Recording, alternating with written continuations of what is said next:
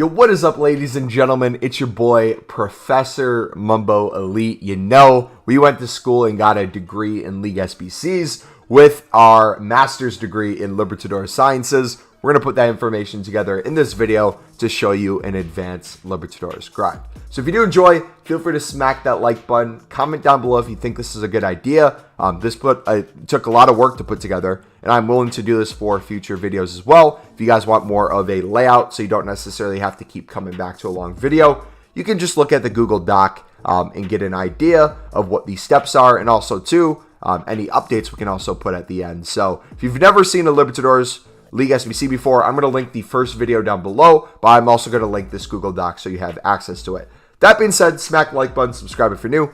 Let's get it. So the objective of this one is going to be a little different than the way we did the Libertadores SBC initially. This is where it differs. So this one is going to be an emphasis on making sure we get a mix of making a ton of packs and getting these SBCs done quickly. Now, to do that, it means we have to make some sacrifices. And in order to do that, that's going to be opening packs at a different time than making the packs. So we're going to focus on making the packs, and then I'll show you when will be a good time to open. What are the requirements to do this? I would recommend having at least 250,000 coins. The reason we put it that high and the reason why that's important is if you're going to run through quite a few times in a row, you're going to see that coin total go down. Now, just because it goes down doesn't necessarily mean you're losing coins. I'm still going to show you how you can potentially do this for profit. I've still been doing it for profit. You'll see our coin total goes way down, a couple 100,000, goes up a couple 100,000, and we're also opening promo packs in the meantime. So there's a lot of different things happening, but before you start, make sure you understand where these coins are coming from. If this makes sense, you can feel safe in terms of doing it this way. So benefits of doing this, you get the faster completion speed of packs. Of SBCs done, you get more packs, and it's also a great investment opportunity in a multitude of ways. I'm going to walk through all those. But for profit, this method explores different ways to make it. But for starters, the Lib SBC, you're probably going to want to run through this 3 to 5 times, which means 44 cards per run through. You times it by 3, that's going to be 132 cards. 44 times 5, you're going to do 5 run-throughs, it's going to be 220. That seems like a ton. People ask me all the time, Mumbo, how do you find the time to bid? How do you get so many cards? It's not really too difficult. So I put it together in an easier way to digest. I said if you bid on 22 cards in a minute, it'll take you 10 minutes to get those cards. However, with bid bans and stuff being a thing, if you're uncomfortable with bidding on 22 cards in a minute, you could put that to 11 cards a minute. And have it be 20 minutes. You can do your own math to figure out how quick you want to do it, but it's not too hard to get these. Now, step number 1, we're going to focus on the one team bidding. If you don't know, there's an SBC team that needs only one team. You can only use one team. So I personally like using Belize. If you find another team that works good with this, make sure there's enough positions, make sure there's enough cards on the market. Those are kind of the main things. But this doubles as an investment tip and a trading tip as well by picking them up less than the buy nows on the market. So I just kind of mass bid on them for 300 to 350 coins. I find that works best since a lot of them go from 400 to 500 during the day. And a lot of these in the evening can get up to 600, 700, and some of them even over 1,000. So do you want to make more profit on this? The way to do that is flipping these in the moment or selling later on when they go up in price, more as an investment. If you want to make more packs out of it, keeping the duplicates allows you to do it again in a future Lib run. So that's going to be the kind of 2 routes we go in this video today. Do you want more profit? Do you want more packs? It'll kind of be the split there. And just because you do more packs, again, doesn't mean you're not making profit necessarily. It just means more profit potentially if you're selling the cards. So step 2 is going to be the mass bidding. This is going to be where you get the bulk of your cards that we were talking about before when it comes to bidding on the hundreds and hundreds of cards. Now, you have the 2 highest rated teams, which is a 74 rated team and a 70 team. So it's going to be ideal that you use a lot of 70 plus rated cards. I went ahead and said 69A and above rated would work for this. Best things to bid on, in my opinion, are all defenders, CDMs, center mids, left mids, right mids, cams, and strikers. Best way I typically find to pick these up is just going to, honestly, console. I haven't used the web app with this method. The normal Libertadores method I typically prefer on the web app. This advanced one I find works easier on console, which is weird. I never thought I'd say that. But I put in Libertadores League, and I put a max price at 300 coins. You might have to change the market for yourself if things are different prices. The reason I do this is I'm able to pick up a lot of the silvers for 250, 300 coins, but also it allows me to get bronzes for 150 since I can see them in the list. And here's the example I gave. For the first team, I knew I was going to need some left wings and right wings for under 300 coins, especially if they're bronze, I could pick them up easily. Here's an example of one I got for 150 with 44 seconds left. And then here is a picture of just kind of the ideal look of 70 plus cards that I'm picking up. I got some goalkeepers, got some CDMs, got some center backs. It's a nice little healthy mix. Now again, do you want more profit? You can compare price to understand which players' teams' positions have a higher buy now, because not every time you do this, cards are going to be super high. As of recently with the Lib, we've seen a lot of defenders have a 300 buy now. They're still selling within the hour, but if you're bidding 300 to 350 and it's going for 300 by now, that's a problem. So still bidding 250 on these cards, you can still make a profit per card. You can sell it for more later in the evening, typically 400 to 500, but it might be specific cards rather than the whole market. But again, if you want more packs, instead of selling these duplicates now, you keep them for the future Lib runs, which can be right after. Okay. Step number 3, completing the squads. Now I have a screenshot and kind of a layout of which each squad is, how much it's going to cost, and the pack and everything that you get. So squad number 1, this is going to be where you need one player from 11 different teams. Here I give you an example of what I did. Average price we picked these up for. Bronzes we're getting for about 150. Silvers obviously 250 to 300. So the cost of this SBC overall ranges from 1,650 to 3,300 coins with that range. Out of that, you get a jumbo silver pack, which I'll show you later, how to maximize profit on that. Squad number 2, this is the one team. Again, we use Valise. You can use a different team. Average price around each card is around 300 coins for me. That total cost would be 3,300 if every single position I got for 300 coins. Some are going to be a little less, some are going to be a little more. Evens out. The pack you get out of that is the Electrum Players Pack, Untradeable. That's going to be your 6 golds, your 6 silvers, with one of those potentially being rare, whether it's gold or silver. Squad number 3 is the 70 rated one. This is where bids can be picked up for 250 to 300 coins on average. For me, I'm typically getting a lot of silvers here. Here's an example of what I gave. As you notice, I have a lot of 70 pluses, but then I have some super low rateds. I have a 57 there, I have a 65 there, and then I have a 74 there. So it like ranges a little bit. Cost for this is 2,750 to 3,300 coins. Again, in that range, because you can pick up some for less, some for more. The pack you get out of this, the best pack in the game, the Jumbo Gold Pack Tradable. This is, if you've never opened it before, literally insane. It prints you coins, and if you know when to open, it's going to make it even more. Then squad number 4, the last squad is the 74 rated. For this, I went and did a couple different things. So you'll notice I use a lot of high rated silvers, meaning 70 pluses. Again, we're picking these up for 250, 300 coins mainly. There might be some that we bid 350. That's if we're consistently getting outbid or we know it goes for more. But you're going to need 3 golds, as it says here. So what did I do? I went ahead and showed you the 3 I typically use. And there's a good investment tip here too. I'll explain that in a second. So while sniping, I go for the Lib goalkeeper. Typically go with the 79 rated guy here. CDM, I go with the 80 rated Argentina guy. And then the 79 rated Argentinian striker. Now, when I said there's a good investment opportunity, I used to use an 80 rated goalkeeper who was Argentinian. However, what I noticed, there was times where his buy now price was 700, 800. Then there's times, typically after new content, when we get a daily SBC, where his price shoots up to 1,200, 1,400, and sometimes 1,600. So if you're wanting a good investment, if you ever see this guy as a 700 buy now, or you can pick him up on bid for like 650 to 800 coins, might not be a bad idea to get like 25 of him or so. When you notice he goes up and up in price, you sell him then. You can flip him a lot on a daily basis. A lot of these gold cards, you'll understand kind of they go up and down in price throughout the day. But anyways, so those CDM striker goalkeeper, we're picking them up for 700 to 1,000 coins, buy now on average. Those are the only cards I buy now at all. Everything else is bid when they're silvers or bronzes.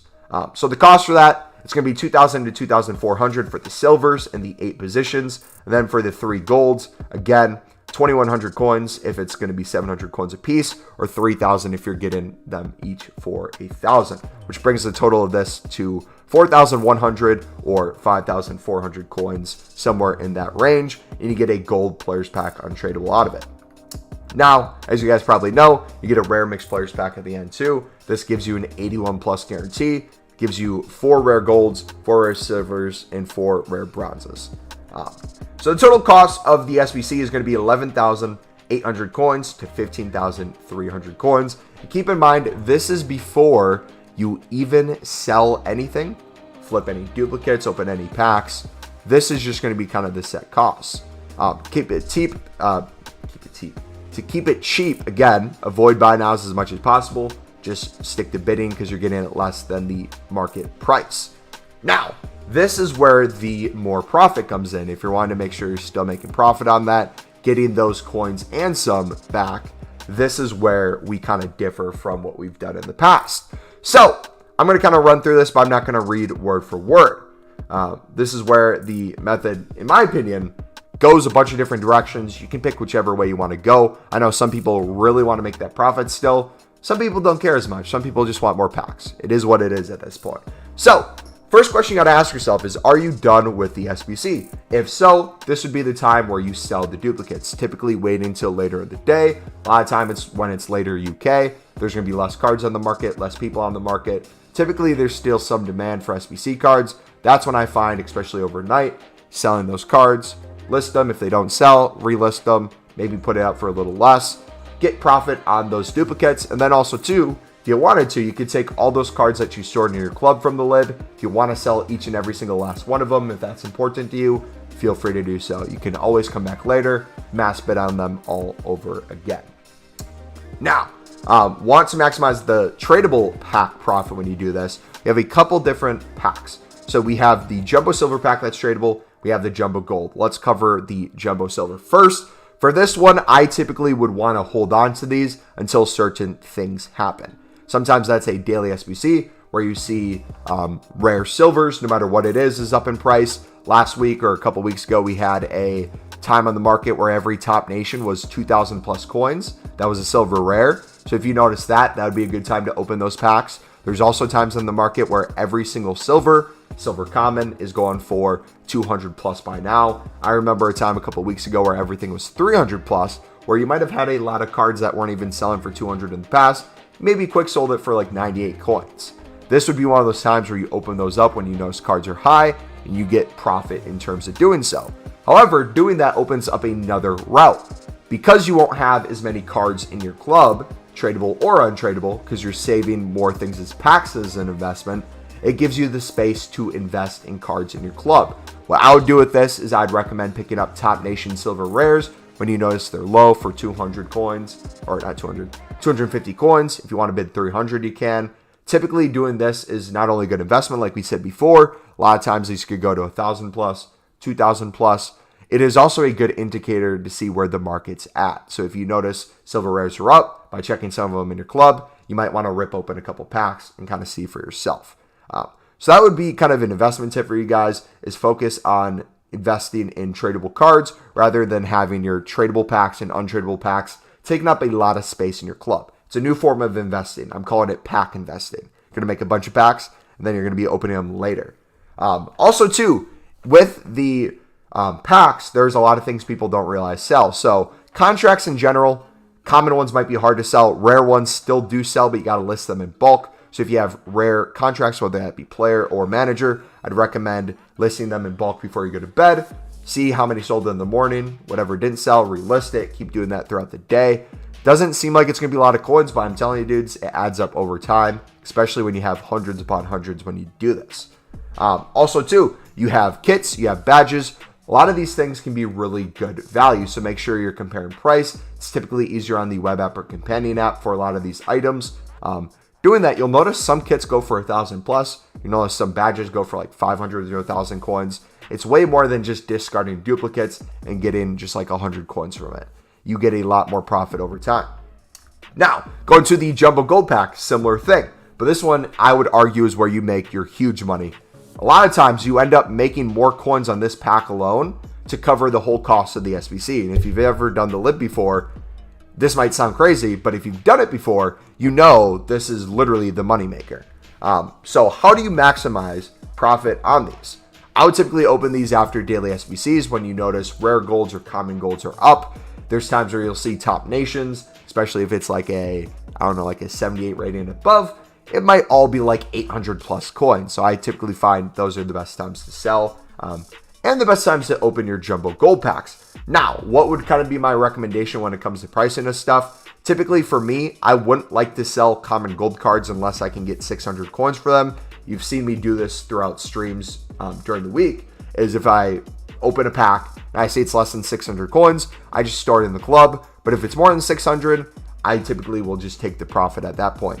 Same with the rare golds. I would try to get 800 coins minimum out of it. Typically, if you wait till Mondays where you get a repeatable SBC or like player picks and stuff like that, league specific 25Ks coming out, that's typically when you see gold rares start to rise. But also too, if you find it any time throughout the week where maybe again, top nations are up in general, that would be a good time to sell those. Now, consumables. This is where you make your big boy money. Obviously, you can get an inform here and there that's going to be worth 10K to potentially like 15K or so. Whatever the case may be, that will make you a lot of coins, but it's not every pack. Although, consumables, you get them every single pack. And there are some things that go for a lot of coins. So position modifiers are huge. A lot of them do range from 500 to 2,500 coins. But as you know, there are quite a few that go for 5K. As of recently, it's been cam to center mid, but in the past, it used to be things like striker to center forward, some other ones as well. I don't want to give you a whole list of that because they're constantly going up and down in price. If you compare them on the web app, you'll be able to see kind of what they're going for. Same with companion. Now, how can you capitalize on that along with chem styles to get even more coins out of these certain positions or these chems? What I typically do, for example, we have the League One team of the season out. There is a right wing back, so people are wanting to make him a right back. That means people are going to buy the right wing back to right back modifier, which means that's gone up even more in coins. So that was not only a good investment if you guys pick those up, if you stored them in your club, they're up in value now more than they would have been. Also, too, you could look at Footbin to see if there's a popular chem style on certain player SBCs or new players that came out. Typically, that's when you see certain chem styles raise in price. If you get in the habit of doing that, that'll make you even more coins too. Now, going to the untradeable packs, and this is again where a lot of people are going to differ. You can go your own route with this. This is going to be kind of my philosophy moving forward. You'll see me a lot on Sundays build up league SBCs through the lib, and we'll open them typically on Mondays when we have player picks and other stuff out. This is why. So with the election pack, you get your common golds and you get your common silvers with one rare thrown in the mix. 6 golds, 6 silvers.